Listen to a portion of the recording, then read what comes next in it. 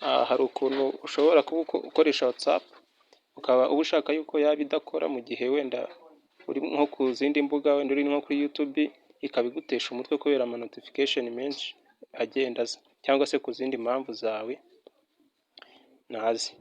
Okay, rero ngiye kukwereka ukuntu akantu ushobora kuba wafungura WhatsApp yawe ikazajya ikora igihe ubishakiye. Ntuzajya ubishaka uzajya ugafungura WhatsApp ikore, cyangwa ugafunge WhatsApp ntibikora, kandi amamega yawe afunguye, data zifunguye nta kibazo. Tudatinze rero turaza hano kuri WhatsApp. Ahangaha ndagira ngo tugendane akantu ku kandi ntihagire n'umwe usigara. Tujye kuri WhatsApp. Tukigera kuri WhatsApp turaza hano, murihangana, turaza hano hari utudomo dutatu ahangaha, ngo mwahabonye hano hejuru mu nguni, tukandeho. Nidukanda bahita baduha akantu kameze gutya. Rero tuze dushake hano handitse setting. Urabona kano kanditse ngo new group, new group. Rero turaza hano handitse setting.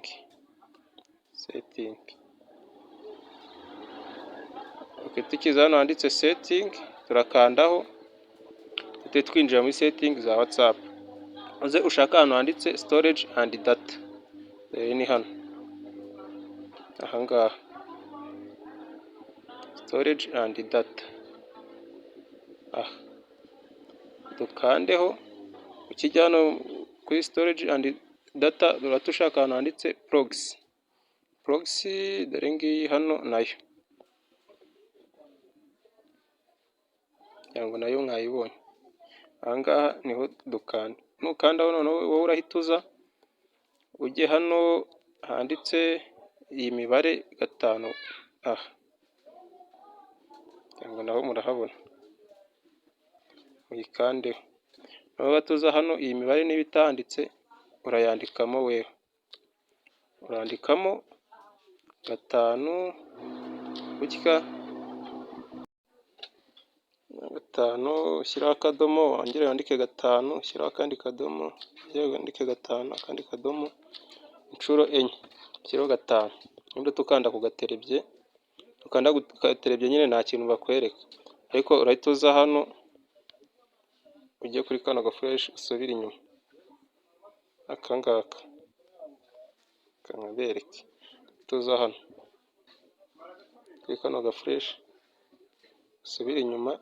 Noneho uhita urebe kano hano kuri use proxy, akangaka gataninze on, ugafungure kanabereke nako. Akangaka ubwo ngubwo nitugafungura WhatsApp yacu ntago irabihagaze gukora, kandi data zacu zigikora. Gafungure kamere gutya, gahindure ibara. Murabibona ko kahinduye ibara, murabibonye. Okay, noneho tujye tuza wenda mbereke ko byakoze. Ubu ngubu WhatsApp ntago ibikora. Ama notification wakwakira cyangwa se ugiye. Okay, dore wenda tuze hano muri ya group ya Sibujemo Tech and AI. Iyi group link yayo iri muri description y'iyi YouTube, mwajyayo mukayijoininga. Dushyiramo video nyine yo ari nshyashya, tukanaganira ku byo twakora. Wenda twandike hello group, turebe ohereza. Ubu ngubu ntago yagenda cyangwa se ngo bagire iyo bohereza mbibone, reka WhatsApp yacu ntago ibikora. Cyangwa urabibona ko dore handi babirebera, dore hano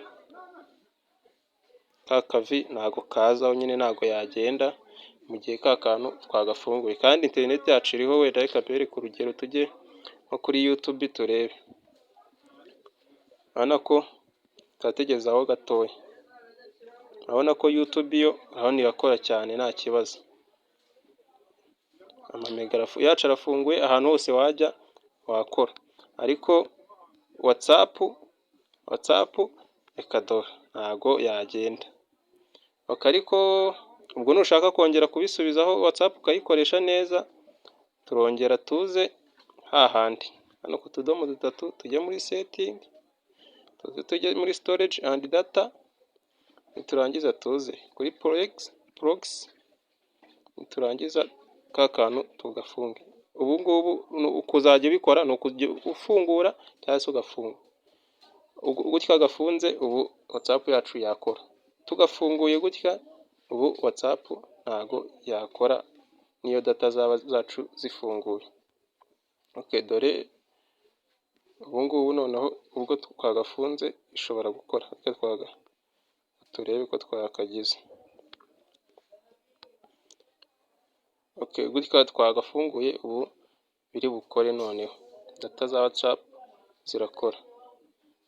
Tugerageze wenda twandike nanone. Urabona ko no zirakora neza cyane. Urabona ko na message urazakira za WhatsApp.